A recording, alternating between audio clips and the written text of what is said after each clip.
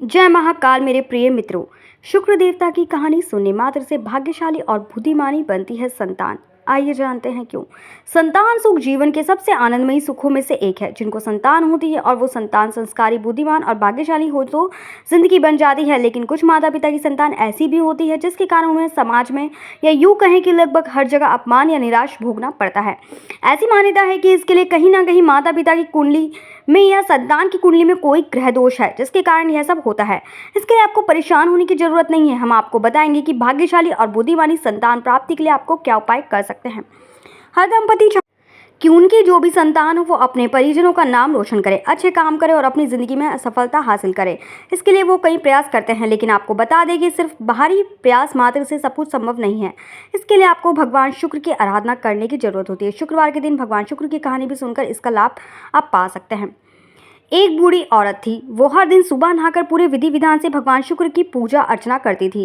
एक बार की बात है, उस बूढ़ी औरत को अपने शहर से बाहर जाना था। उसने अपनी बहू से कहा कि प्रतिदिन सुबह उठकर नहाने के बाद भगवान शुक्र की नियमित पूजा पाठ करें। बहू ने उसकी सास को ऐसा ही करने का भरोसा दिलाया। जब उसकी सास चली गई तो उसकी बहू ना तो सुबह जल्दी उठी और ना ही भगवान शुक्र की पूजा की। एक दिन उस बहू ने अपनी पड़ोसन से कहा कि भगवान शुक्र मुझे देखकर हंसते हैं, तुम इन्हें अपने घर ले जाओ। तो पड़ोसन ने कहा, नहीं, मेरे घर पर तो बहू बेटी है, मैं नहीं ले जा सकती। अगर तुम कहो तो मैं गड्ढा खोद कर दबा देती हूँ। तो बहू ने कहा, हाँ, ऐसा कर देते हैं। उसके बाद उनके घर में चोरी हो गई।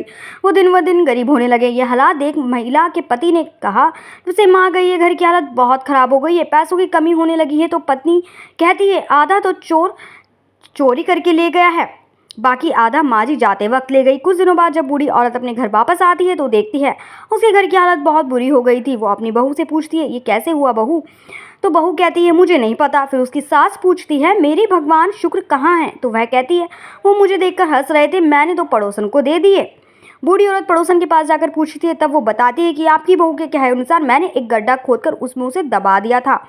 उस बूढ़ी औरत ने भगवान को उस गड्ढे में से निकाल कर नहलाया और फिर से अपने घर में विराजमान किया और पूरे विधि विधान से उनकी पूजा अर्चना की। उनके घर में सुख समृद्धि वापस आ गई। अब बहू को अपनी गलती का एहसास हुआ और उसने भगवान शुक्र की उसकी सासू माँ से माफ़ी मांगी और वो भी उनका पूजा पाठ करने लगी। ऐसे उनके घर में सुख संपत्ति व ऐश्वर्य वापस आ गया। जो भी इस कहानी को सुनेगा उसके घर में सुख संपत्ति सब आएगी। और कमेंट में एक बार जय महाकाल जरूर लिखते हैं।